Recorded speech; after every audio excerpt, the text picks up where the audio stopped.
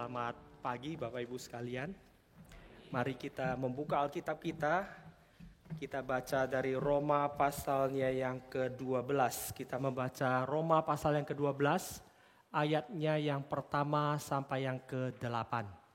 Kita akan membacanya bergantian. Roma pasal yang ke-12, ayatnya yang pertama sampai yang ke-8. Saya akan membaca ayat pertama, kemudian Bapak Ibu sekalian melanjutkan ayat yang kedua dan kita bergantian sampai ayatnya yang ke-8.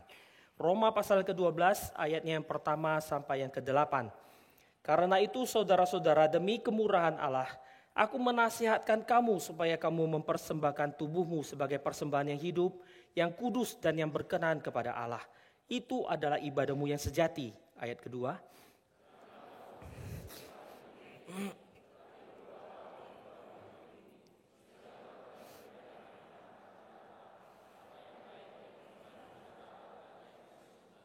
Berdasarkan kasih karunia yang dianugerahkan kepadaku, aku berkata kepada setiap orang di antara kamu, janganlah kamu memikirkan hal-hal yang lebih tinggi daripada yang patut kamu pikirkan. Tetapi hendaklah kamu berpikir begitu rupa sehingga kamu menguasai diri menurut ukuran iman yang dikaruniakan Allah kepada kamu masing-masing.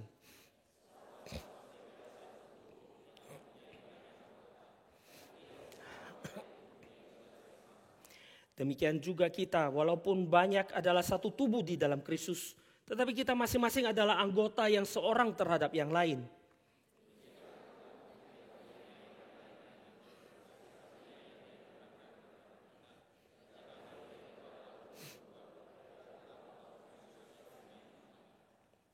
Jika karunia untuk melayani, baiklah kita melayani. Jika karunia untuk mengajar, baiklah kita mengajar.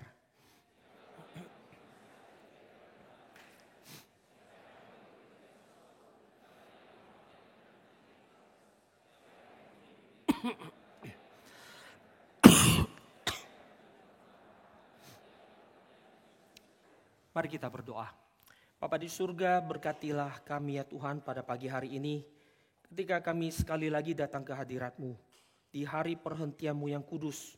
Kiranya Tuhan boleh menegur kami, membimbing kami, mengajarkan kami, menopang kami, menyadarkan kami sehingga kami boleh bertumbuh di dalam anugerah Tuhan. Jangan biarkan hari ini, di hari perhentian-Mu yang kudus ketika kami datang beribadah, setelah kami beribadah kami pulang dengan kekosongan dalam hati kami. Tapi biar kami boleh diberkati dengan firman-Mu yang boleh menggairahkan kami, yang boleh memimpin kami, lebih lagi belajar untuk hidup bagi Tuhan kami. Berkatilah kami, berkatilah jam di depan kami ini. Kiranya Tuhan yang boleh berbelas kasihan kepada kami. Di dalam nama Tuhan Yesus kami mengucap syukur, kami berdoa. Amin. Bagian firman Tuhan ini seringkali dibahas di dalam satu konteks yang seringkali disebut sebagai unity in diversity. Bagaimana ada banyak anggota yang berbeda-beda, tapi ada satu kesatuan tubuh. Sehingga setiap orang itu harus sadar apa yang dia miliki, anugerah yang Tuhan berikan, di dalam perbedaan yang ada. Namun harus ingat bahwa kita adalah satu tubuh, satu kesatuan. Itu seringkali dibahas. Tapi hari ini saya ingin mengajak kita untuk fokus kepada satu istilah. Satu istilah yang ditulis di dalam ayatnya yang kelima. Satu istilah dalam ayat kelima. Yaitu walaupun banyak, demikian juga kita walaupun banyak adalah satu tubuh di dalam Kristus. Tetapi kita masing-masing adalah anggota yang seorang terhadap yang lain. Istilah yang seorang terhadap yang lain, bahasa aslinya alailon. Yang seorang terhadap yang lain, aku terhadap yang lain. Inilah yang saya ingin mengajak kita untuk sama-sama fokuskan. Sebelumnya mari kita membaca sekali lagi satu ayat dari 1 Korintus pasal yang ke-10. 1 Korintus pasal yang ke-10, kita baca ayat yang ke-23 dan 24. Saya akan bacakan bagi kita semua. 1 Korintus pasal yang ke-10 ayat 23 dan 24. Segala sesuatu diperbolehkan, benar, tetapi bukan segala sesuatu berguna. Segala sesuatu diperbolehkan, benar, tetapi bukan segala sesuatu membangun. Jangan seorang pun yang mencari keuntungannya sendiri, tetapi hendaklah tiap-tiap orang mencari keuntungan orang lain. Alailon ini di dalam makna yang pertama adalah aku seorang bagi yang lain, artinya adalah yang pertama, aku bagi orang lain. Di dalam kekristenan kita diajarkan untuk hidup bagi orang lain. Hidup bagi orang lain. Kita seringkali berpikir, Hari ini saya datang ibadah dapat apa ya? Itu pikiran kita. Yang kita fokuskan adalah saya bisa dapat apa. Maka di nanti satu khotbah atau satu gereja kita rasa nggak dapat apa-apa, kita tinggalkan, pindah tempat yang lain gitu ya. Pindah tempat lain, pindah lagi cari deh, apa yang saya bisa dapat. Setelah berapa tahun di sana, nggak ada lagi. Pendetanya udah habis, dia punya bahan habis, nggak ada lagi saya bisa dapat, saya pindah lagi tempat lain. Alkitab mengajarkan pada kita, fokus kita itu bukan pada diri kita. Rasul Paulus menuliskan bukan untuk mencari keuntungan diri kita, tapi keuntungan orang lain. Segala sesuatu itu boleh, apapun boleh. Tapi apa itu berguna? Rasul Paulus katakan, segala sesuatu itu boleh, tapi apakah itu membangun? Lalu kita pikir, yang penting boleh, yang berguna dan membangun.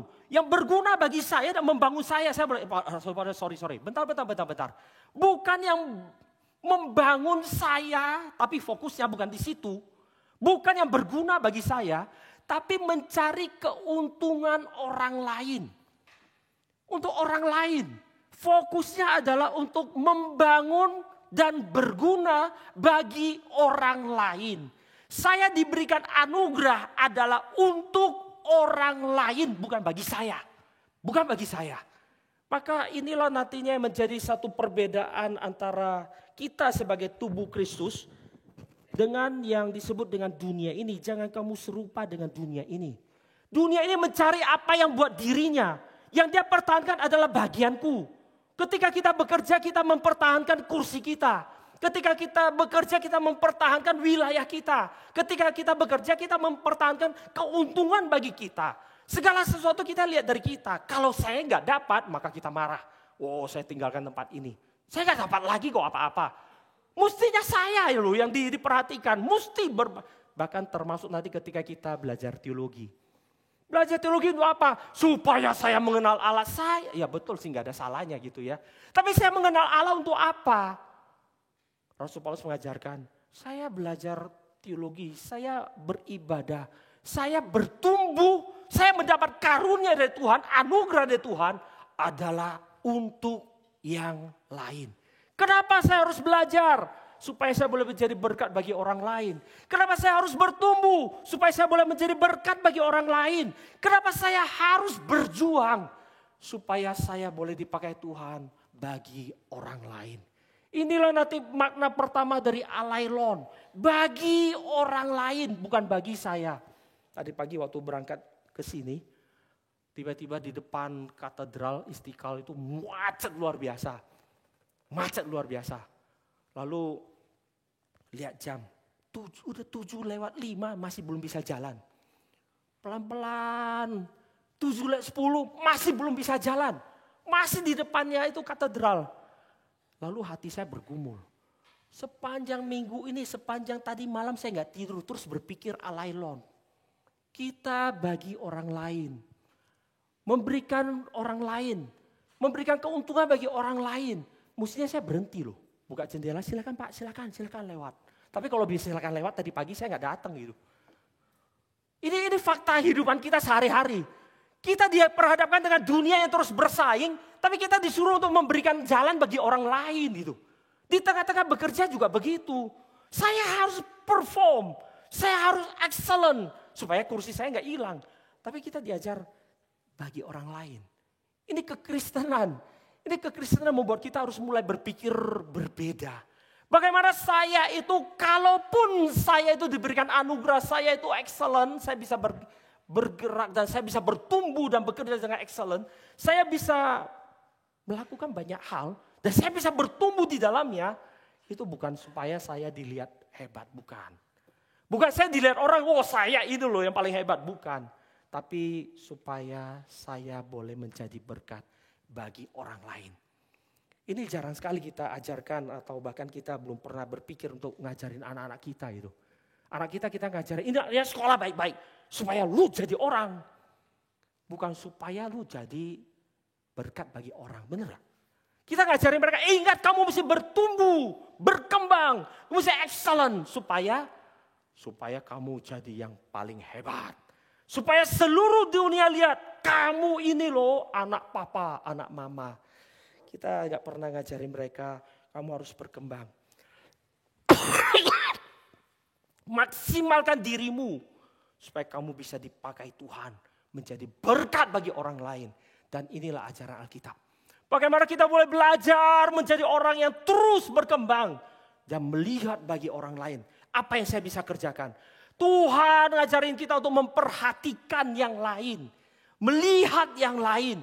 Aku untuk orang lain. Aku datang beribadah bukan aku beribadah. Aku datang beribadah untuk orang lain juga. Pernahkah kita perhatikan orang di sekitar kita? Kita datang beribadah itu seringkali punya kaflingnya, benar gak? Yang duduk di kiri ya kiri, yang kanan ya kanan gitu.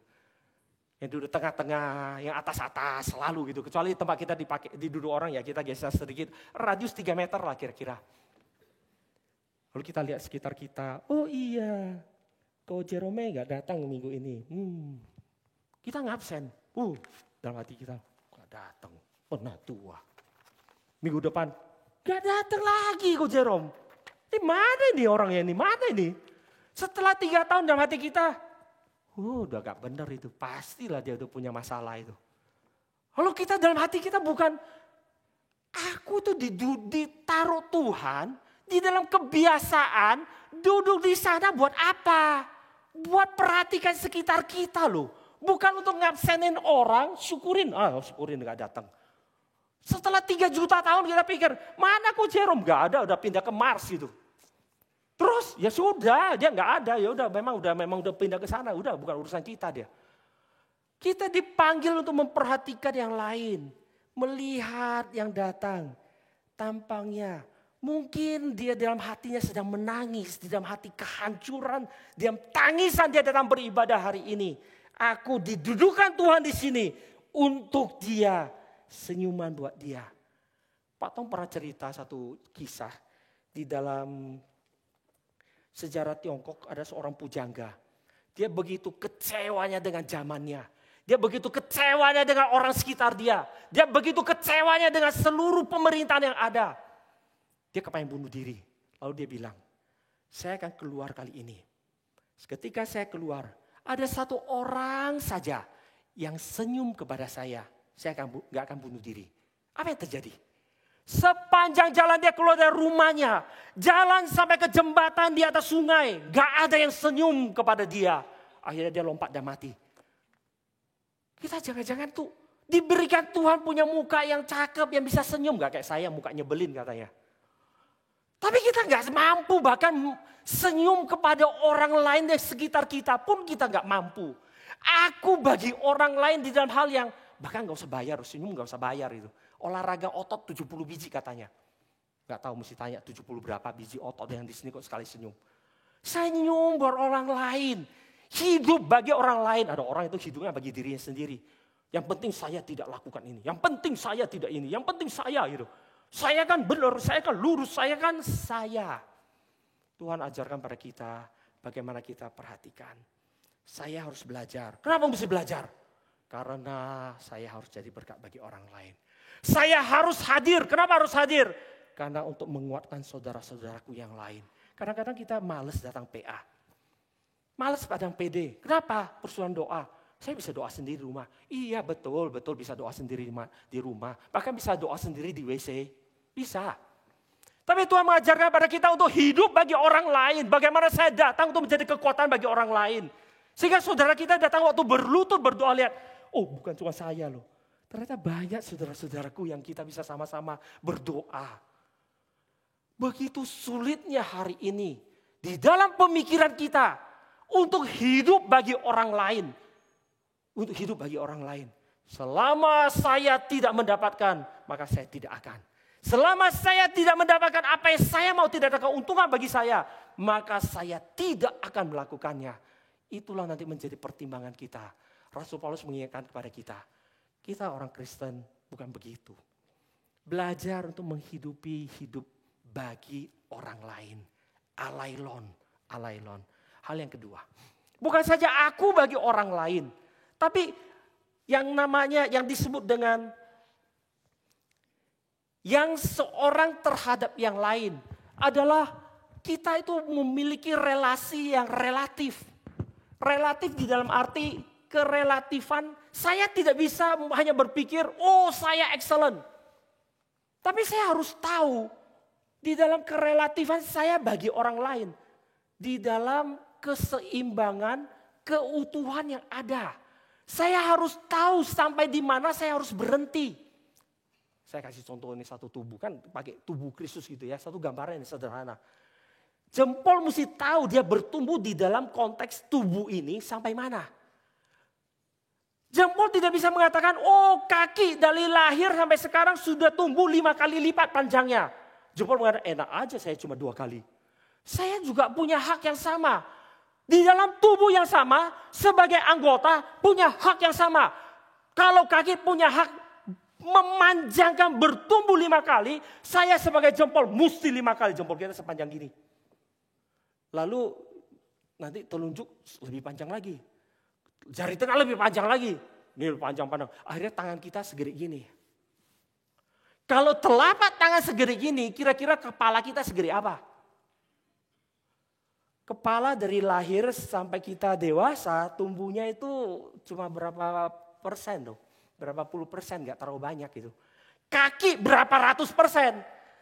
Kepala itu waktu bayi, itu kepalanya itu proporsional dengan badannya itu cukup besar proporsinya. Itu kalau dilihat dari pundaknya itu mungkin cuma sisa dikit itu. Itu mungkin 2/3 dari lebar badannya. Bayangkan hari ini kita segede gini, kepala kita selebar gini, segede ini. Kita akan lihat itu monster. Tapi itulah gereja Tuhan hari ini. Kalau saya belajar, saya bertumbuh, maka saya harus jadi yang punya hak yang sama. Kita tidak mampu bagaimana menahan diri, menyangkal diri, kata Rasul Paulus. Berdasarkan kasih karunia yang dianugerahkan kepadaku, aku berkata kepada setiap orang di antara kamu. Jangan mikir hal yang lebih tinggi daripada yang patut kamu pikirkan.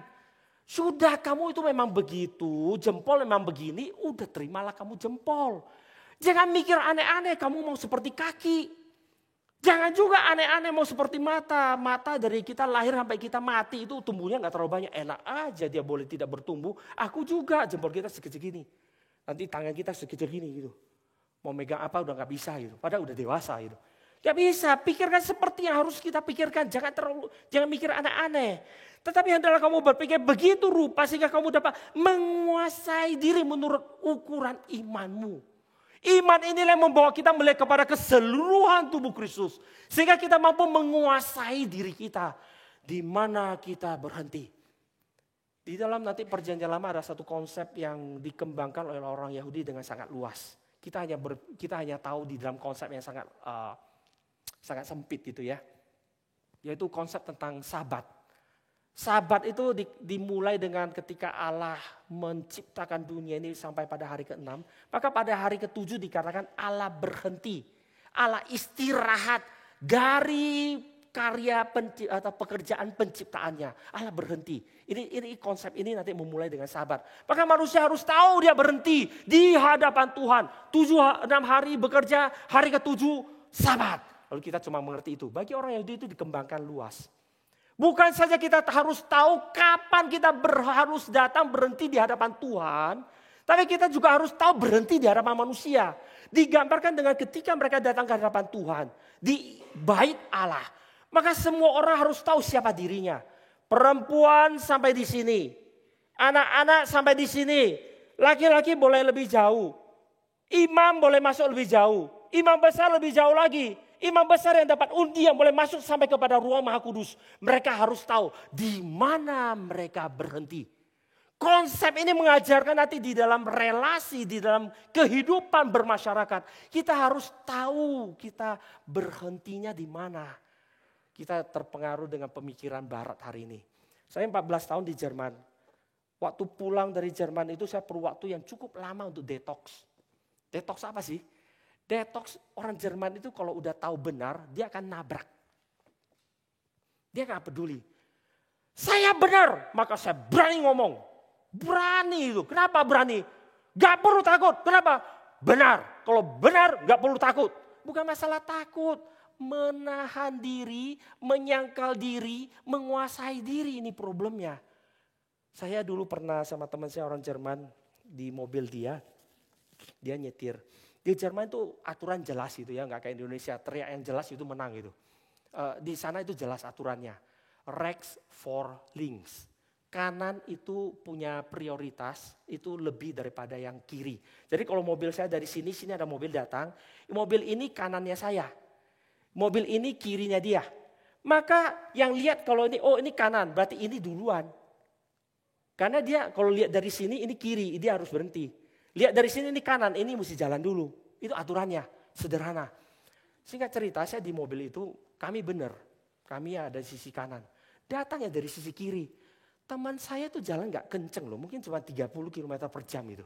Apa yang dia lakukan? Dia ngegas, nabrak. Bam, saya kaget. Lu gak lihat? Lihat. Kenapa gak ngerem? Kenapa mesti ngerem? Kita benar kok, sakit jiwa itu.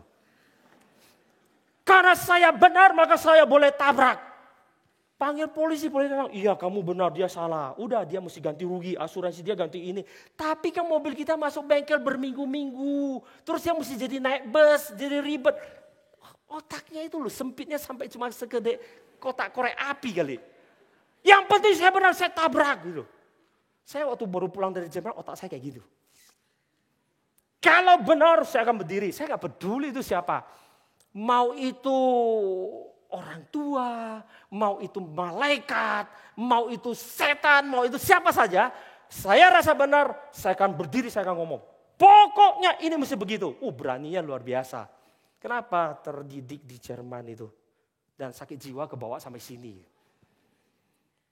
Alkitab mengajarkan pada kita harus tahu di mana kita berhenti. Ada waktunya kita harus berhenti. Ada waktunya mesti berhenti. Benar pun perlu diam. Pengalaman kan di keluarga? Yang ketawa itu tahu tuh. Dan suami istri kita tahu kok. Belajar itu bukan tempat berperang untuk siapa benar. Kita tahu suami istri sama-sama dewasa. Kita udah tahu mana yang benar. Masalahnya adalah saya gak mau berhenti. Cuma itu problemnya. Nabrak karena saya merasa pokoknya saya gak boleh berhenti. Kenapa? Saya suami kepala keluarga gak boleh berhenti. Nabrak terus sana. Ini zaman apa Siti Nurbaya? Kalau zaman dulu iya, zaman kakek nenek saya iya. Kakek saya pulang dari rumah duduk makan. Istrinya langsung mesti lari, nenek saya itu lari ke dapur. Ambil nasi, kasih ke dia. Bukain itu makanan, terus sampai selesai dia tinggalin. Terus nenek saya mesti beresin. Jadi antara penolong dan pembantu itu gak ada batasnya. Penolong yang baik adalah pembantu yang baik. Pembantu yang baik tuh gak bisa jadi penolong yang baik, jangan jadikan pembantu penolong gitu ya, ribet nanti. Itu jadinya ribet gitu loh.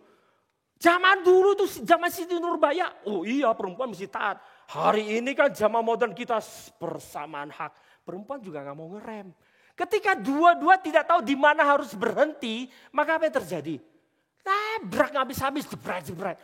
Gereja juga sama, kita harus tahu, bukan masalah benar salah. Banyak dari kita tahu kok apa yang benar. Masalahnya adalah kita tidak mau berhenti, nabrak aja. Kenapa? Pokoknya saya gak mau berhenti, saya rasa saya benar. Sedikit benar pun saya rasa cukup untuk saya nabrak. Mari kita belajar seorang bagi yang lain. Mungkin saudara kita itu lagi lemah imannya. Dia lagi down. Berikan dia tempat untuk bergumul. Berikan dia waktu untuk bergumul. Biar kita mundur. Mundur sejenak, berhenti sejenak. Sampai satu hari dia bangkit kembali. Dia akan katakan, iya loh. Sebetulnya waktu itu gue tahu gue salah. Cuman memang lagi perasaan gak enak aja. Bukankah itu satu hal yang jauh lebih indah? Daripada kita nabrak sampai akhirnya pecah semua, bubar itu. GRI Kebon Curug nanti menjadi GRI KJ1, KJ2, KJ3, KJ4, KJ5, KJ6. Pecah semua. Tadi jeruk purut, jeruk apa, jeruk jualan semuanya. Beda-beda semua. Pada jeruk itu ya udahlah. Kita gak mampu gitu seringkali. Maka Alkitab itu Rasul Paulus menuliskan pada kita. Belajar jadi jemaat Tuhan. Belajar jadi gereja. Gereja itu punya saling ketersalingan. Jempol itu mesti tahu di mana dia berhentinya. Dia mesti tahu bagiannya dia. Dia berhenti di mana. Kepala mesti tahu dia kepala mesti di mana. Kita juga harus tahu kita sampai mana. Kita sampai mana. Bukan kemudian kita nabrak terus semuanya. Pokoknya saya, bukan.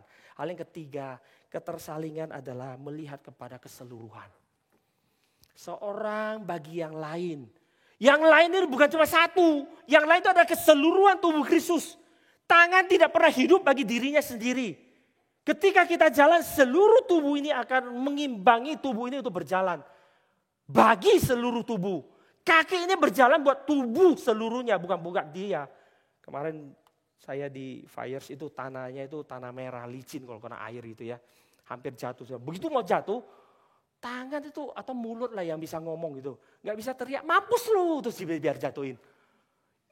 Itu orang itu pasti error itu. Sesuatu gak benar di dalam dirinya, benar gak? Kalau udah kepleset, terus seluruh tubuh kan ngimbangin dengan segala cara. Pokoknya bisa berdiri lagi. Itu keberhasilan seluruh tubuh ketika seluruh bisa menjaga, setiap anggota menjaga keseluruhan tubuh. Itu keberhasilan tubuh yang kita bawa setiap hari. Dan Tuhan taruh hal itu di dalam diri kita bawa setiap hari kita tahu. Tapi sampai di gereja kita enggak. Sampai di gereja enggak. Kita tidak mampu melihat ketika ada yang mau jatuh, kita enggak mampu melihat bagaimana kita mengimbanginya.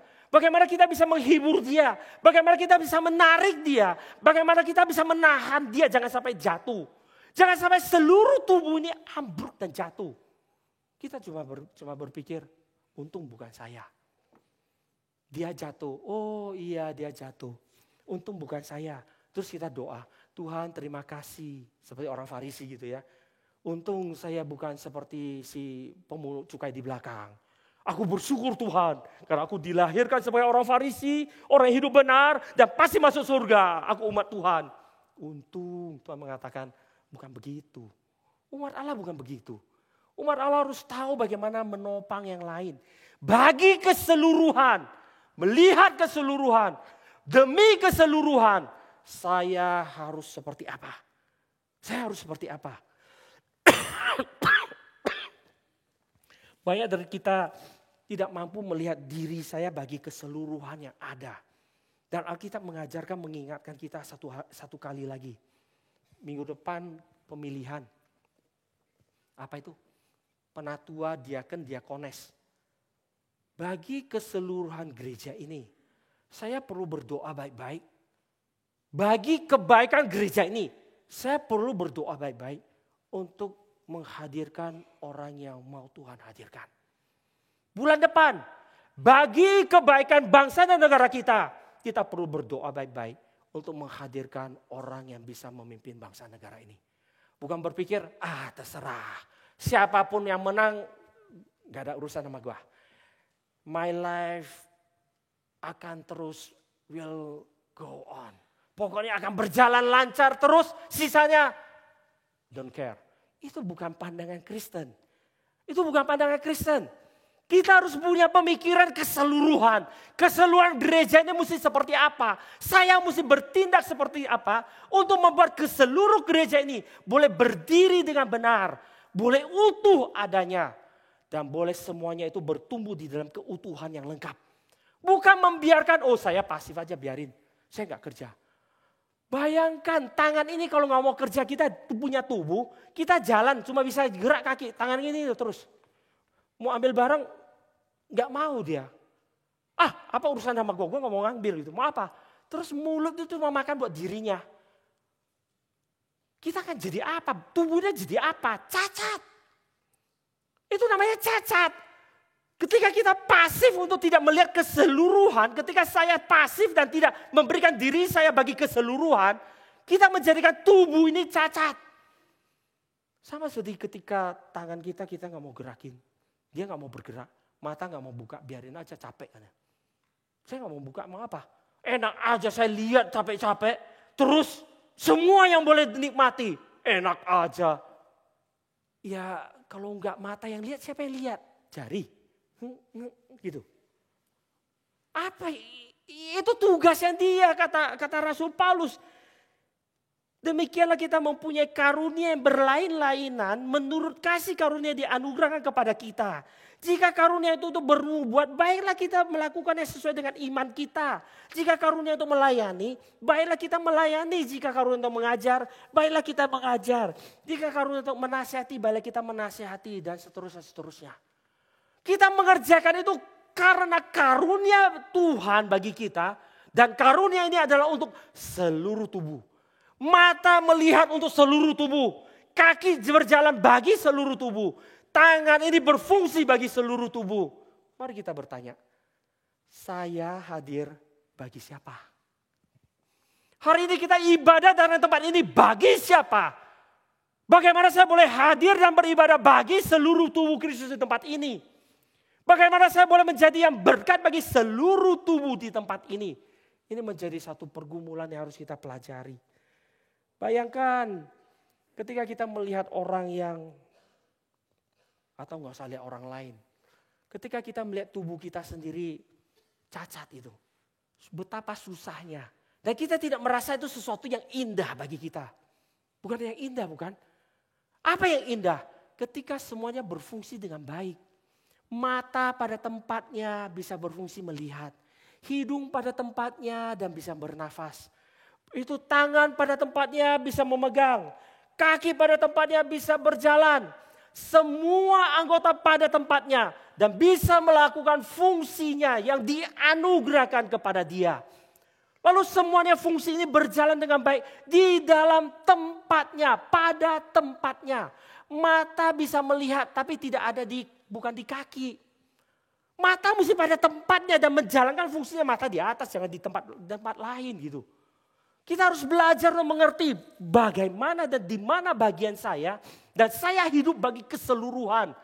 Nanti pulang coba ngaca gitu ya, berdiri sebentar sampai rumah, berdiri depan cermin, lalu lihat itu.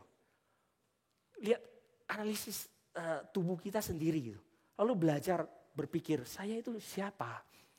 Saya diberikan anugerah seperti apa? Kenapa tubuh saya bergerak seperti ini? Ketika saya lihat itu informasinya masuk sampai kepala. Untuk menjadi satu keuntungan bagi keseluruhan. Ketika mulut saya makan bagi keseluruhan. Ketika tangan saya ngambil buat keuntungan bagi keseluruhan. Keuntungan bagi keseluruhan tubuh. Bukan bagi saya. Bukan bagi saya. Maka mari kita coba berpikir sekali lagi. Anugerah apa yang Tuhan anugerahkan, karuniakan kepada kita. Yang kita hari ini masih pertahankan bagi diri kita. Di dalam keberdosaan kita. Di dalam keserupaan kita dengan dunia. Mengorek seluruh dunia untuk diri kita. Yang seharusnya kita ketika dianugerahkan adalah untuk dibukakan bagi semua. Bagi seluruh tubuh Kristus. Kita kalau terbiasakan waktu kecil kalau belajar. Saya dulu suka nyontek. Nyontek dari mana? Dari bukunya guru. Setelah nyontek saya bagikan ke teman-teman. Karena guru-guru itu selalu rabun dekat. Saya suka duduk di depan meja guru, selalu. Itu tempat saya. Padahal saya nggak pendek loh. Biasanya duduk depan kan pendek. Begitu masuk kelas baru, ya saya premannya di sekolah sih. Langsung masuk, ini tempat saya. Semua udah tahu tempat saya depan meja guru. Kenapa? Itu tempat nyontek yang paling aman. Guru itu selalu rabun dekat. Berdiri, ini mejanya dia, ini murid-murid lagi ujian, dia selalu berdiri, dia lihat ke belakang. Saya di samping dia buka buku dia, nyatet dia nggak tahu. Itu guru itu ya, namanya juga guru. Itu sering saya nyontek seperti itu. Makanya bisa juara gitu. Sudah nyontek, saya bagi loh sama teman-teman saya. Cuman, saya selalu sudah nyontek, saya tulis yang gak terlalu tepat dulu. Kenapa?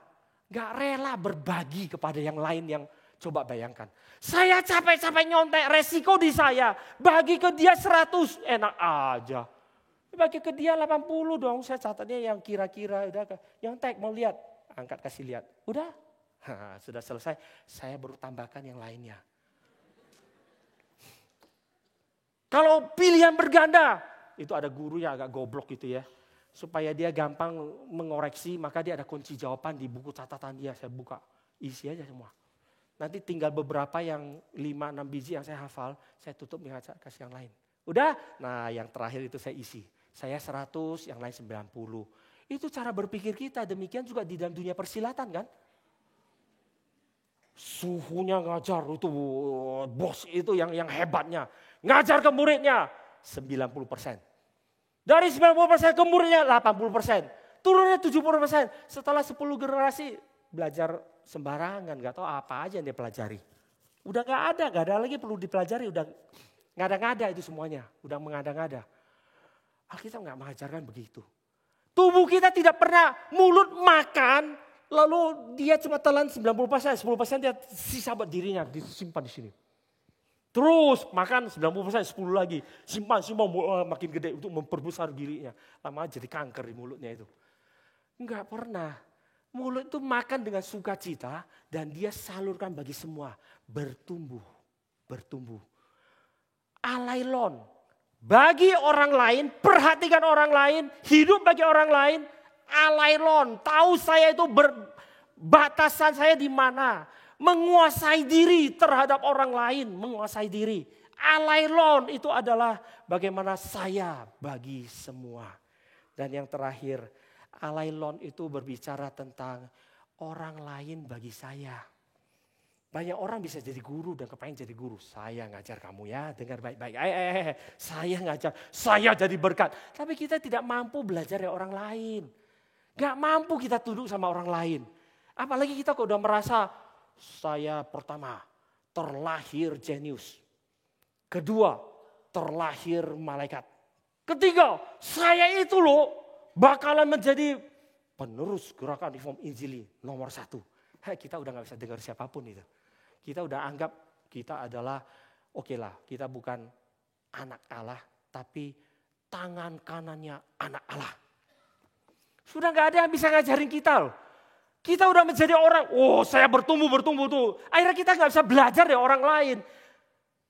Konfusius mengatakan, kalau saya berjalan bertiga, artinya ada 2 orang lain lagi, di tengah jalan pasti ada satu jadi guru saya. Kalau kita kan enggak. Kalau saya berjalan bertiga, ada 2 lagi berjalan bersama saya, di tengah jalan saya pasti jadi guru bagi mereka. Kita itu tidak mampu melihat orang lain bagi kita. Kita tidak punya kerendahan hati yang cukup. Kita hanya bisa melihat, saya loh ini hebatnya. Kita gak bisa belajar dari orang lain. Kalau belajar orang lain pun demi supaya saya jadi yang paling hebat. Satu hari saya menguasai seluruh dunia. Dengarkan saya. Saya gak bisa menjadi orang yang terus tunduk pada orang. Kita gak bisa. Kita hanya bisa saya yang menabrak semuanya. Ini kisah yang agak memalukan.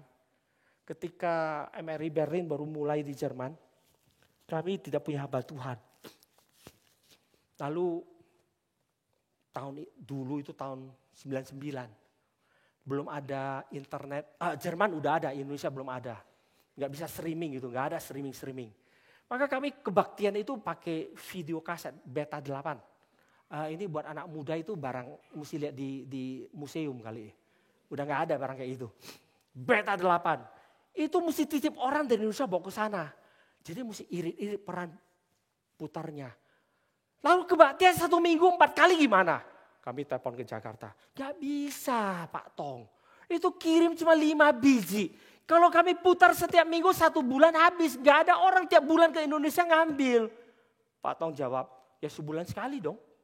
Oh iya, terus 3 minggunya ngapain? Nyanyi haleluya puji Tuhan aja. Pak Tong jawab, kalian berani memulai gerakan reform Injili. Kalian bertanggung jawab. Belajar dan khotbah. Belajar dan khotbah. Gak ada satupun dari kami yang pernah masuk STT. Akhirnya gimana? Belajar. Saya baca buku itu teologi. Baca komentar, baca semuanya. Persiapan. Lalu tulislah itu poinnya. 2 kertas A4. Depan belakang. Cukup kan?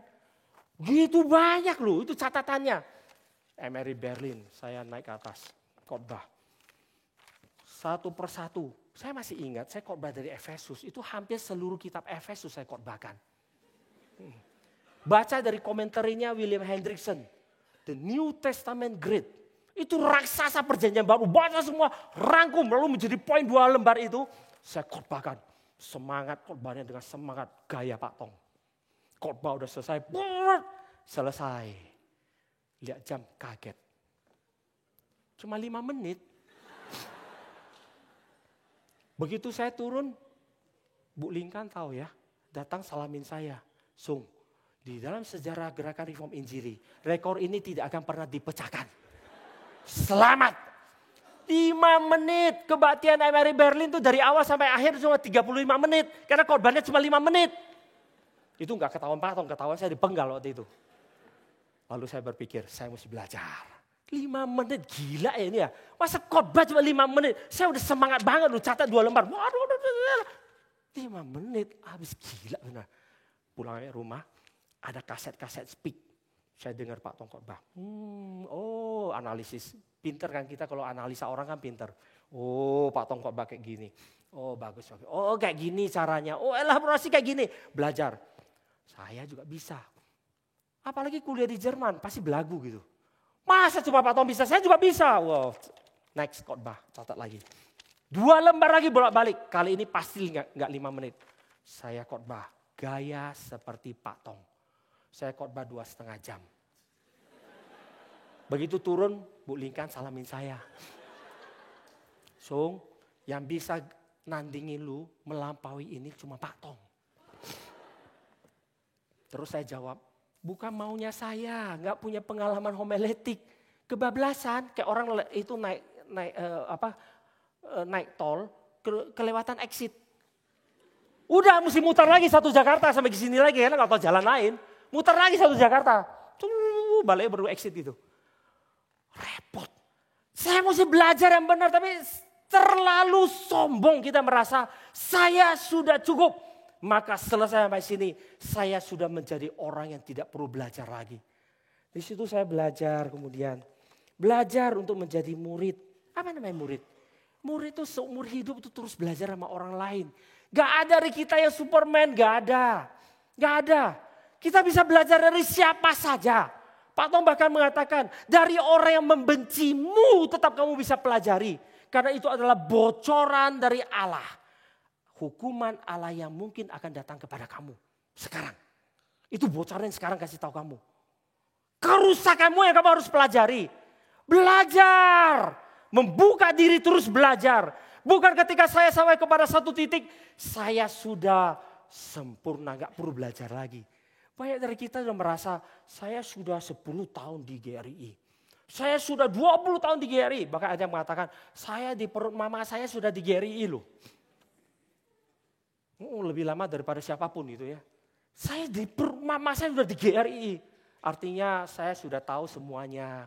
Sekarang waktunya saya adalah kasih tahu yang lain. Enggak, Alkitab mengatakan tidak. Satu bagi yang lain. Saya harus terus belajar untuk menerima anugerah dari yang lain yang Tuhan berikan sebagai satu tubuh. Karena tidak ada semua orang, tidak ada satu orang yang memiliki semuanya. Setiap orang yang memiliki karunia masing-masing. Saya harus terus belajar. Saya harus terus belajar. Saya bukan orang yang pintar khotbah. Bahasa Indonesia saya waktu sekolah itu 6, nasib agak baik dikit 7. Standarnya 6. Kalau enggak 5 udah puji Tuhan. Enggak 3 sih syukur banget. 6. Saya enggak bisa. Disuruh maju ke depan ujian. Baca puisi. Saya berdiri tanya bu gurunya. Bu kalau enggak maju dapat berapa? 4. Terima kasih bu, saya duduk lagi. Kenapa saya enggak? Secara retorika saya enggak bagus, saya enggak bisa gitu. Maju di depan, nyanyi, suruh nyanyi. Ayo nyanyi lagu nasional, gantian satu-satu. Tahu kan sekolah kan kadang-kadang guru suka nyiksa kayak gitu. Maju ujian katanya nyanyi ke depan. Saya berdiri tanya, bu kalau nggak nyanyi 3, terima kasih bu. Dia 0 pun saya terima kasih, saya duduk. Kenapa? Karena satu kelas itu tahu ini premannya. Begitu saya bilang terima kasih, nama saya itu E. Di dalam urutan list nama, daftar nama kelas, saya itu paling jauh nomor 5. Kadang-kadang nomor 4, kadang-kadang nomor 3. Setelah saya itu ke bawah, semuanya akan jawab terima kasih bu. Yang gila itu gurunya bukan saya nanti. Kenapa? Semua kok dibilang, bu kalau saya nggak nyanyi berapa? 0, terima kasih bu. Saya duduk, setelah itu semua terima kasih bu. Dia nggak mungkin tulis 0 semua. Ini namanya pressure dari massa gitu ya. Dari massa. Saya itu bukan orang yang pintar ngobrol. Saya bukan orang yang pintar retorika. Maka saya harus terus belajar. Belajar. Terus perhatikan orang khotbah. Keren. Dia bisa pakai bahasa yang indah. Bisa pakai bahasa yang mirip tapi tidak sama. Saya nggak bisa. Itu Calvin keren tuh. Saya suka kagum dengar itu, bahasanya mirip-mirip tapi beda. Ada orang seperti itu gitu ya. Saya tuh dengar, wow keren. Besok-besok mau niru, lupa. Udah gak tahu katanya apa, tapi waktu dengar sih bagus. Tapi mau niru udah lupa. Kenapa saya tidak bagus retorika? Saya harus terus belajar. Punya kerendahan hati, terus menjadi murid. Itulah namanya satu bagi yang lain. Ketika satu bagi yang lain bukan lihat dari saya ke orang saja. Tapi saya juga adalah orang lain dari yang orang lain. Terus belajar. Saya waktu remaja itu suka main dengan preman dekat rumah. Itu orang-orang Batak itu kan terlahir langsung nafas saja nadanya tepat gitu. Nafas saja itu ada kuncinya, terus ada nadanya loh, itu mereka nafas itu. Nah main sama mereka kalau sore-sore gitu ya, keluarkan gitar, 3 orang main gitar bisa bagus, akur gitu beda tapi harmoni gitu. Terus 6 orang nyanyi bisa 6 suara berbeda tapi harmoni, dengar enak. Wow, terus saya menikmati, tiba-tiba sebelah kanan saya tepokin. Pok, enak aja lu jadi penonton, emang kami pengamen, ikut nyanyi. Udah, oke ikut nyanyi, mulai mereka nyanyi saya ikut nyanyi. Begitu nyanyi baru 2 kalimat sebelah kiri saya tepokin. Kalau nyanyi pilih yang benar. Suara 1, 2 atau 3. Jangan nyanyi suara akar 2, akar 3. Bikin rusak seluruh. Kenapa saya gak bisa nyanyi gitu. Saya gak bisa nyanyi. Akhirnya saya diajarin. Teriak, ayo teriak. Itu kan lapangan kosong. Teriak. Terus belajar nyanyi. Ya lama-lama lumayan lah gak terlalu nge-fals gitu ya. Paling gak merusak kuping mereka itu. Tapi itu bukan bagian saya. Itu bukan bagian saya. Saya mesti terus belajar. Saya mesti terus punya kerendahan hati itu melihat bagaimana saya belajar dari orang yang diberikan anugerah karunia. Dan saya gak perlu iri. Gak perlu iri kalau perlu belajar sama orang, gak perlu merasa susah. Saya iri sama dia.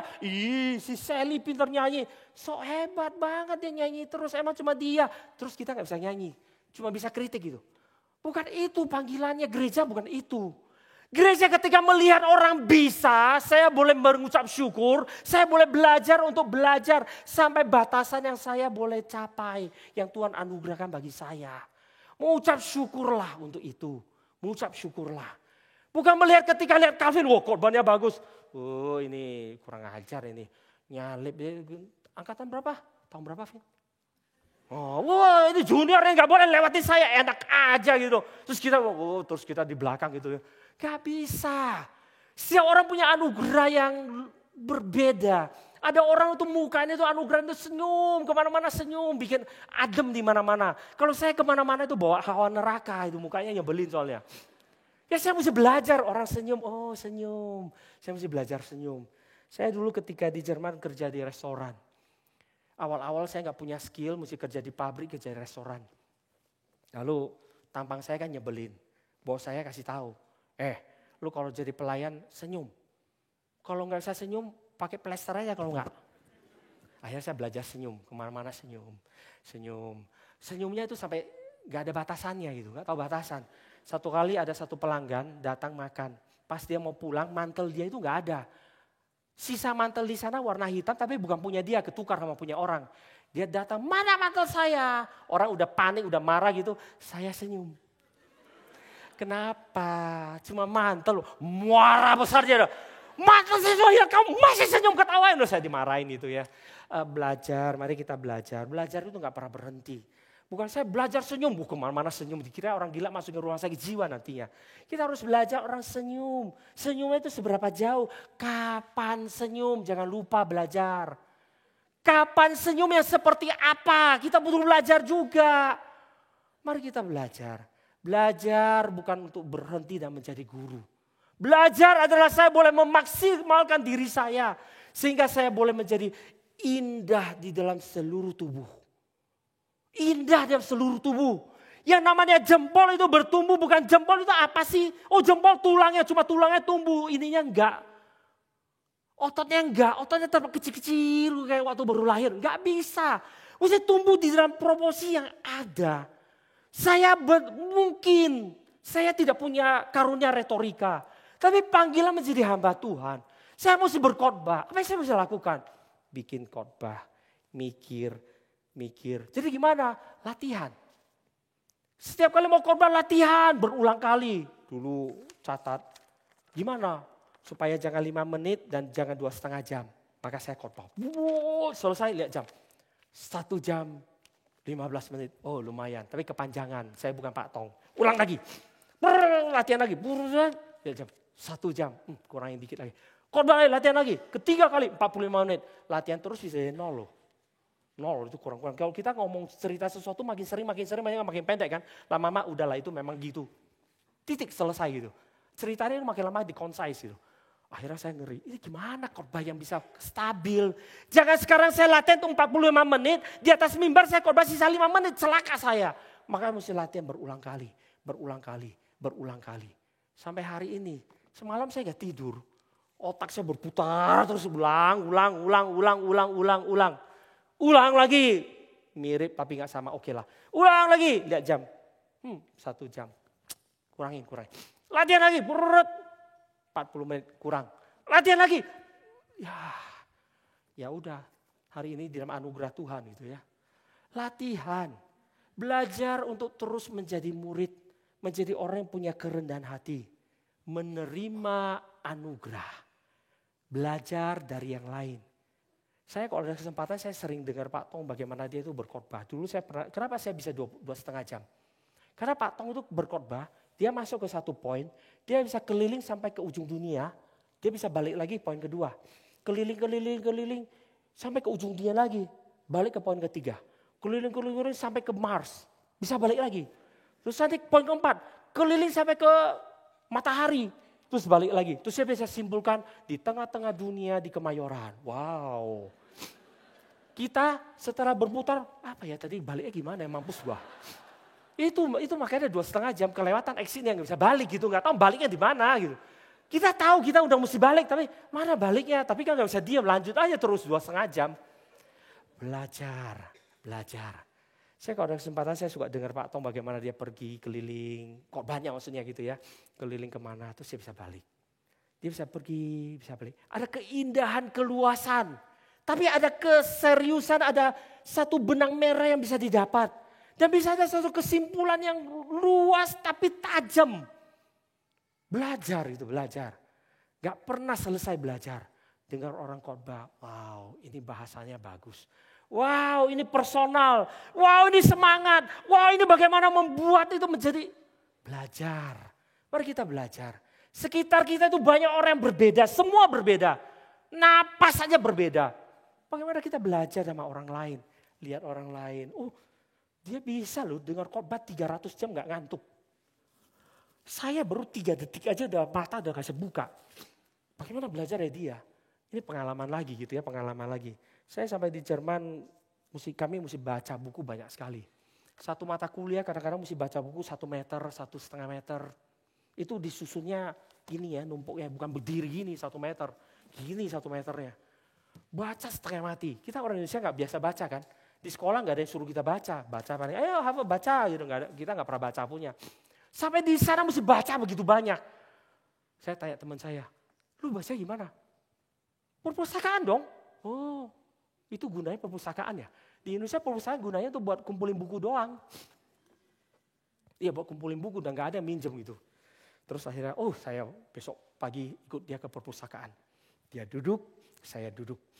Dia mulai belajar. Ambil bukunya, dia mulai baca, saya mulai baca. Dia mulai catat, saya mulai ngantuk. Lihat jam baru 3 menit, mata udah gak bisa buka. Dia masih lanjut, terus gak bisa. Akhirnya saya gak tahan, 10 menit saya keluar. Keluar 2 jam, ketemu teman ngerumpi gitu ya, gak balik-balik gitu. Akhirnya di perpustakaan dia bisa sepanjang hari dari pagi jam 8 sampai jam 10. Keluar cuma 2-3 kali. Buat keluar makan roti sebentar 5 menit balik. Keluar minum kopi 1 kali balik. Total 1 hari cuma 2-3 kali keluar 5 menit. Sisanya baca, matanya tidak tertutup. Kita terbalik. Bacanya cuma 5 menit. 5 menit sisanya di luar. Ngopinya berjam-jam. Akhirnya saya tanya dia, lu kok bisa ya latihan? Gimana latihan? Baca, lu coba awal baca 5 menit. Lalu tarik napas 1 menit. Baca lagi 5 menit. Mungkin lu perlu ke WC 1 menit. Baca lagi 5 menit. Mungkin lu perlu tarik napas lagi 1 menit. Besok kalau udah bisa, setelah berapa hari bisa, 10 menit, 1 menit. Setelah bisa 15 menit, 1 menit. Setelah bisa setengah jam, 1 menit. Ngomongnya sih gampang. Kita mesti terus belajar, baca, belajar. Kenapa? Banyak hal yang kita tidak mampu gitu. Kita tidak mampu. Kita mesti belajar dari orang lain. Kalau kita tidak belajar dari orang lain, kita akan stuck di dalam kekakuan, kebodohan kita. Kenapa tangan itu bisa begitu lincah? Karena dia disandingkan dengan seluruh tubuh dengan segala konteks yang ada. Dia pernah belajar untuk menahan ketika jatuh waktu belajar berjalan.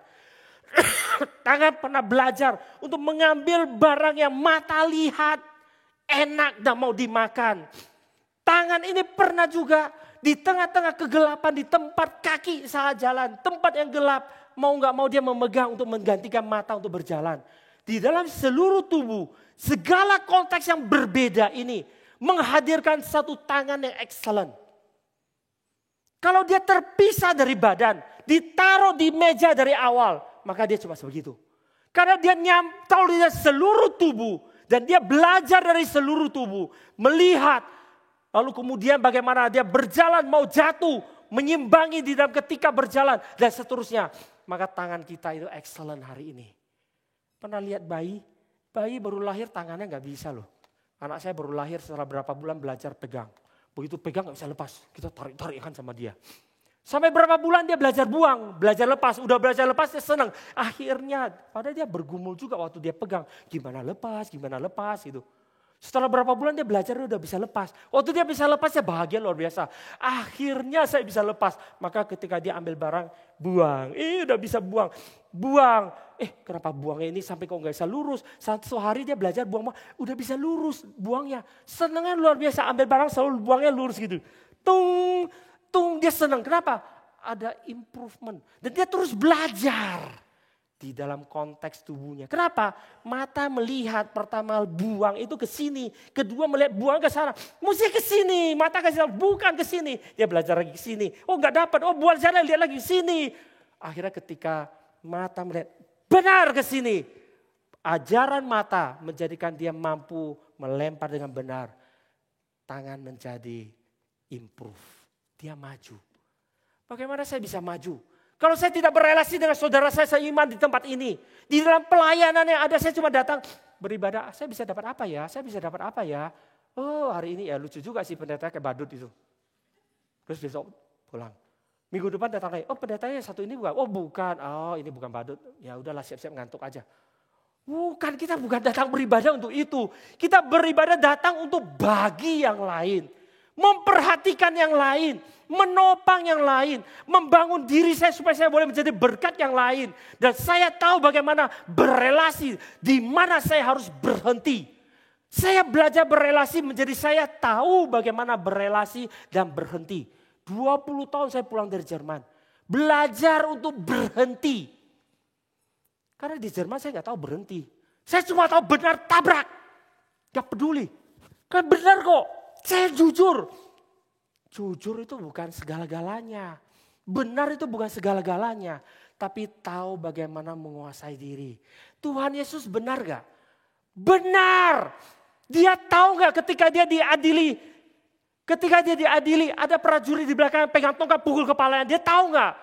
Sebagai alat dia tahu ada yang mau pukul dia gak? Tahu. Bahkan sebelum inkarnasi pun dia tahu. Tapi dia menguasai diri. Biarkan mereka memukulnya. Dia tidak di dalam otaknya, bahkan dia nggak perlu cetek gitu loh. Waktu mau pukul, tiba-tiba udah di kaki yang neraka gitu, di bawah iblis gitu. Enggak, Tuhan biarkan. Karena kadang kita perlu menjadi bagi yang lain, menahan diri bagi yang lain, menguasai diri bagi yang lain.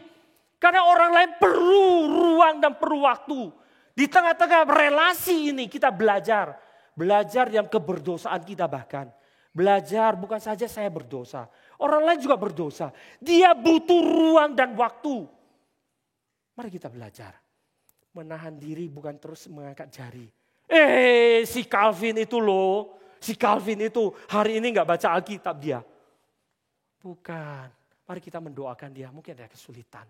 Kasih dia ruang dan waktu untuk bergumul. Mari kita temanin dia. Cari cara.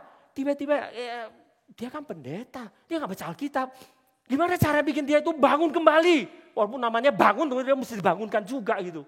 Ambil Alkitab. Pak Calvin, saya tadi pagi baca ayat ini. Ini kira-kira maksudnya apa ya? Terus dia bilang, ini itu yang mana? Ini loh. Nah mau gak mau dia akan baca kan. Udah baca, mari kita diskusi pelan-pelan. Gini loh, kamu mesti baca ayat berikutnya. Dari sini paling gak dia mesti baca 8 ayat. Mendorong orang, memberikan diri untuk memberikan orang tuh ruang untuk bertumbuh. Aku juga menjadi orang yang nanti diberikan ruang untuk bertumbuh. Di dalam ketersalingan inilah gereja Tuhan menjadi tubuh Kristus yang indah. Di dalam pertumbuhan inilah gereja Kristus menjadi tubuh yang indah.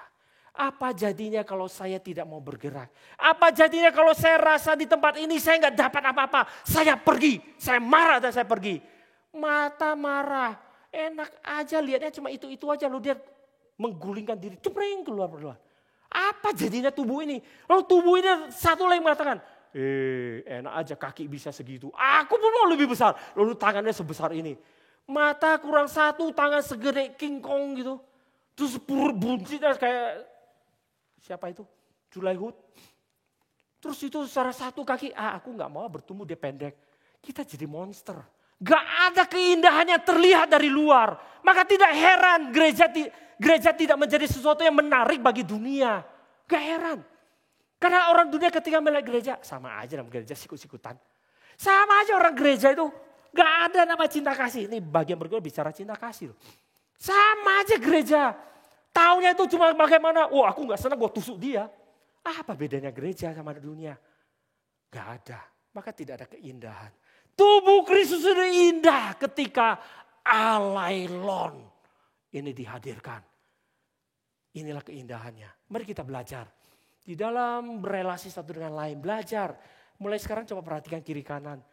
Ada yang mungkin, bukan mungkin kok di Gary sangat mungkin. Di sekitar kita nggak tahu loh dia itu siapa. Kalau tahu nama pun coba tanya. Coba tanya diri sendiri. Sebelah kanan saya siapa? Saya tahu kok dia itu Ko Jerome. Saya mau tanya, Ko Jerome itu punya berapa saudara? Saya cuma tahu kami semarga. Gak tahu kan? Kita gak punya care lebih kepada dia. Relasi kita hanya sekedar hai, bye. Hari Minggu datang, halo, selesai, bye. Itu relasi kita. Relasi itu tidak seperti itu, relasi ada ketersalingan. Kenapa Ko Jerome? Biasa suka senyum kok hari ini sepi. Iya lagi suntuk. Kenapa suntuk? Apa yang bisa aku bantu? Iya aku injak orang, nah iya injaklah. Kasih aja gak apa-apa kok. Gak apa-apa kan? Satu kali anak saya pulang, Pak kesel Pak. Kenapa? Kesal pokoknya. Kepengen tonjok orang. Ya udah tonjoklah bapak lu nih. Orang masih kecil kok gak ada apa-apanya. Kasih aja gitu. Setelah dia puas, dia mulai cerita. Ini loh Pak kayak gini. Kita ngajarin dia. Mari kita belajar menjadi aku bagi yang lain. Aku bagi yang lain. Bahkan aku bisa memberikan diriku bagi orang mengajar saya. Karena dia di dalam dia mengajar saya, dia juga bertumbuh. Sally mau ngajar kita nyanyi. Enak aja. Lu bisa pintar nyanyi, sok pintar tuh semua pergi, gak ada yang mau belajar. Ya gimana dia juga perlu belajar toh. Di dalam dia mengajar pun dia mengajar. Di dalam dia mengajar pun dia belajar. Sehingga dia boleh bertumbuh di dalam mengajar. Dan bertumbuh di dalam makin hari makin tahu bagaimana mengajar kita bernyanyi dengan baik. Mari kita belajar. Belajar apa? Alailon. Mulai hari ini kita belajar. Ratusan orang tempat ini. Bukan cuma jemaat yang high and by. Mari kita tidak membangun relasi yang cuma high and by. Atau relasi yang me, I, me, and myself. Bukan. Mari kita membangun relasi yang alailon. Mari kita perhatikan. Biasanya Calvin itu senyumnya itu 3 cm tarik ke samping. Hari ini cuma 1 cm. Kok bisa tahu? Karena kita dekat. Kalau nggak dekat, kita nggak tahu. Oh senyum, masih senyum. Sudah. Tapi kalau dekat kita tahu senyumannya pahit hari ini. Pahitnya di mana? Karena senyumnya ada racun, ada kopi, ada apa? Nggak ada. Tapi kalau relasi dekat kita tahu. Kenapa kita nggak tahu hari ini? Kenapa kita tidak tahu orang di sebelah kita, saudara di sebelah kita yang hatinya sedang menangis? Pasti ada saudara kita yang sedang menangis hari ini di dalam hatinya. Tapi kita nggak tahu. Kita nggak pernah berelasi kok. Kita nggak pernah tahu, bahkan ada tangan kita yang mulai sakit, kita nggak tahu. Dan kita tidak care. Berapa minggu lalu tangan saya ini kebaret. Jalan biasa laki kan, tak, baret ya sudah. Terus malamnya mau cuci baju. Bajunya lagi di Medan. Bajunya sedikit di mesin cuci nanggung. Ya udahlah, terus cuci tangan aja. Biasa kan di Jerman dulu berdikari, kita mesti tunjukkan tanpa siapa-siapa, apapun bisa. Cuci tangan. Bisa lah cuci tangan baju gampang kok. Baju gak terlalu kotor, rendam-rendam, bilas-bilas, bau dikit gak apa-apa gitu. Selesai. Setelah itu besok mulai putih ini. Saya baru sadar. Dulu mama pernah kasih tahu, kalau luka kena sabun cuci baju infeksi. Oh iya ya, ini maksudnya mama dulu.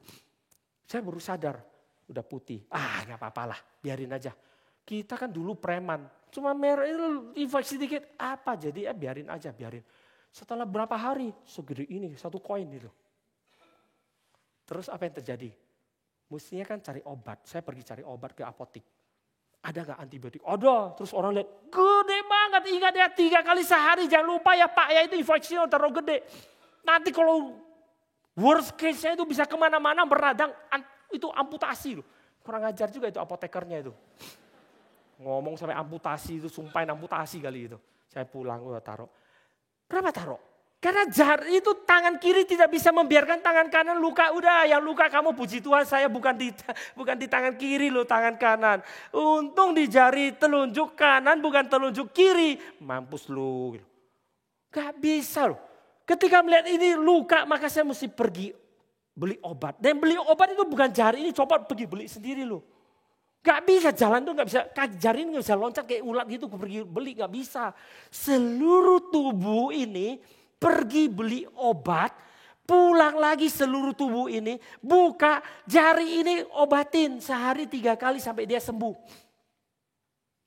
Mari kita belajar alailon mulai hari ini. Boleh menjadi yang lain, bagi yang lain. Berpikir untuk yang lain. Sehingga tubuh Kristus tempat ini indah. Dan orang di luar sana itu kagum. Lalu mereka akan datang dan memuliakan Bapa di surga. Mari kita berdoa. Kasihanilah kami ya Tuhan. Kami terlalu duniawi dan kami gak sadar. Bahkan kami begitu duniawinya di dalam dunia, di dalam gerejamu. Kami masih merasa bangga. Ampuni kami ya Tuhan. Ajarilah kami mulai hari ini. Apa yang kami dengar boleh menjadi perilaku kami. Menjadi hidup kami. Jangan biarkan kami terus di dalam keberdosaan, kerusakan kami dan kami bangga dengannya. Jangan biarkan kami terus rusak di dalam tubuh Kristus ini. Dan kami membuatnya menjadi cacat dan rusak. Dan kami bangga. Tuhan tolong kami. Jangan sampai hal itu terjadi. Bangkitkan kami, sadarkan kami. Biarlah kami boleh hidup bagi yang lain. Sehingga kami boleh menjadi satu tubuh Kristus di tempat ini. Yang boleh memuliakan nama Tuhan. Yang boleh menjadi kesaksian yang nyata di tengah-tengah dunia ini. Yang boleh menjadi kemuliaan yang terlihat di tengah-tengah dunia yang gelap ini. Tolong kami ya Tuhan, ajarkanlah kami bertumbuh di dalam konteks yang benar. Di dalam relasi sebagai tubuhmu yang indah. Dengarlah seruan kami ya Tuhan. Kasihanilah kami. Di dalam nama Tuhan Yesus. Kami mengucap syukur. Kami berdoa. Dan kami memohon. Amin. Mari Bapak Ibu sekalian kita bangkit berdiri. Bersama dengan gereja Tuhan di segala tempat dan segala zaman. Kita mengikrarkan pengakuan iman rasuli. Aku percaya kepada Allah. Bapa yang Maha Kuasa, Khalik langit dan bumi. Dan kepada Yesus Kristus anak yang tunggal Tuhan kita. Yang dikandung dari Roh Kudus, lahir dari anak darah Maria. Yang menderita sengsara di bawah pemerintahan Pontius Pilatus. Disalibkan, mati dan dikuburkan. Turun ke dalam kerajaan maut. Pada hari yang ketiga bangkit pula dari antara orang mati. Naik ke surga, duduk di sebelah kanan Allah. Bapa yang Maha Kuasa. Dan dari sana ia akan datang. Untuk menghakimi orang yang hidup dan yang mati. Aku percaya kepada Roh Kudus. Pengampunan dosa, kebangkitan tubuh dan hidup yang kekal. Amin. Silakan duduk Bapak Ibu sekalian. saya serahkan mimbar ini kepada Pendeta Calvin untuk memimpin kita ibadah sampai selesai.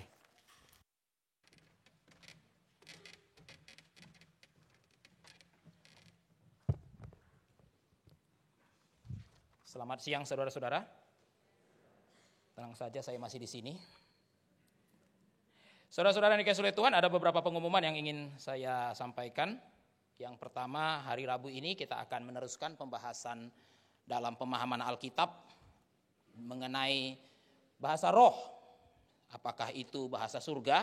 Kita akan masuk dalam bagian yang kedua. Minggu lalu kita sudah membahas antara bahasa roh dengan baptisan Roh Kudus, dan hari Rabu ini kita akan membicarakan subtema yang lain, kita akan membicarakan fokus yang berbeda. Tanggal 27 Januari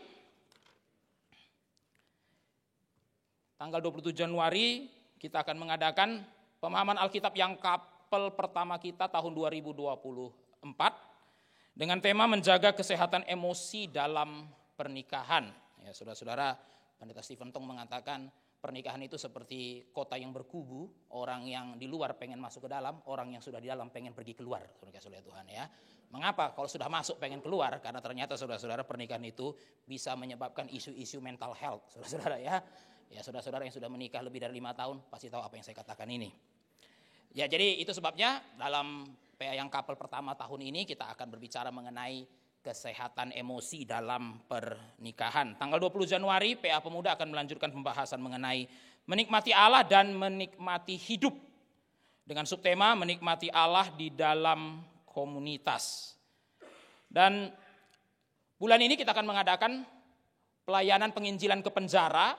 Saudara-saudara mungkin sudah pernah mendengar bahwa gereja kita secara rutin setiap bulan mengadakan pelayanan penginjilan ke penjara, tapi karena penjara yang kita layani adalah penjara khusus laki-laki, jika saudara-saudara ingin ikut serta, tentu saja saudara-saudara ini hanya untuk yang laki-laki, kita belum membuka pelayanan penginjilan kepada penjara perempuan. Jadi untuk pelayanan ke penjara ini ya dikhususkan untuk laki-laki. Kita mengajak saudara-saudara yang ingin ikut terlibat. Kita ada 2 kali dalam bulan ini, yaitu tanggal 17 Januari hari Rabu di Lapas Tangerang jam 10 dan hari Kamis di Lapas Cipinang. 18 Januari Lapas Cipinang ya pukul 9 pagi. Saudara-saudara bisa melihat nomor yang bisa dihubungi. Jika saudara-saudara memang ada waktu ingin ikut serta, silakan hubungi nomor yang ada di layar supaya kita bisa bersama-sama melayani di dalam penginjilan kepada narapidana. Kebaktian umum minggu depan akan melanjutkan eksposisi Injil Lukas dengan tema bagaimana Yesus mengadakan suatu tanda. Mari kita bersama-sama mengikuti kebaktian lagi minggu depan di tempat ini, baik kebaktian 1 dan kebaktian 2. Demikian pengumuman-pengumuman yang berkaitan dengan kegiatan gereja kita. Saya akan masuk ke dalam pengumuman yang berkaitan dengan pemilihan penatua, diaken, dan diakones. Saudara-saudara, selama berminggu-minggu kami sudah menghimbau agar saudara-saudara mendaftar bagi saudara yang memiliki keanggotaan gereja di dalam keanggotaan di gereja ini ataupun dari cabang lain, GRI cabang lain sesuai dengan syarat-syarat yang sudah diberikan.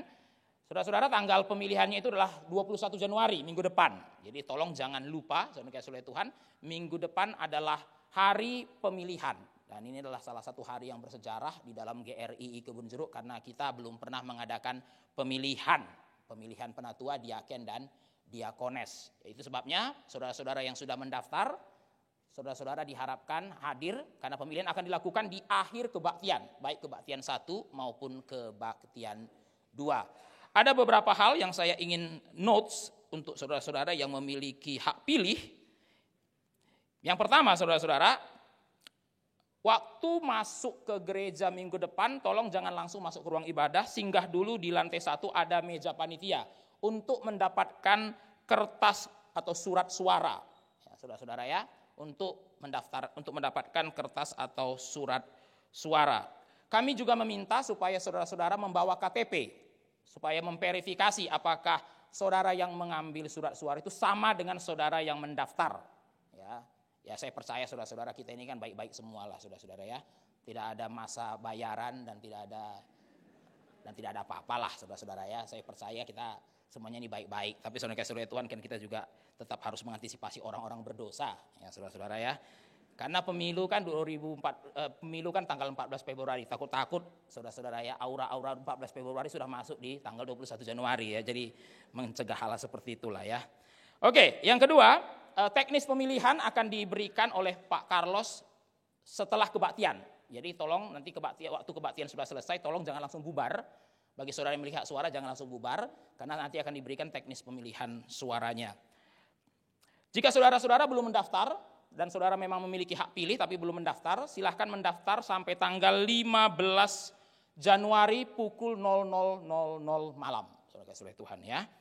Jadi 15 Januari, jadi ada 1 hari lagi untuk mendaftarkan diri. Saudara-saudara, kita akan mengupload katalog dari calon penatua diaken diakones di website. Dan jika saudara-saudara ingin tahu lebih lanjut siapa saja, siapa mereka, apa saja track record pelayanan mereka di gereja, saudara-saudara boleh nanti melihat di website, ada linknya saudara-saudara, nanti saudara bisa lihat website, saudara bisa melihat di sana siapa saja dan apa profil pelayanan mereka selama ini. Saudara yang kasih oleh Tuhan, itu pengumuman yang berkaitan dengan pemilihan penatua diaken dan diakones.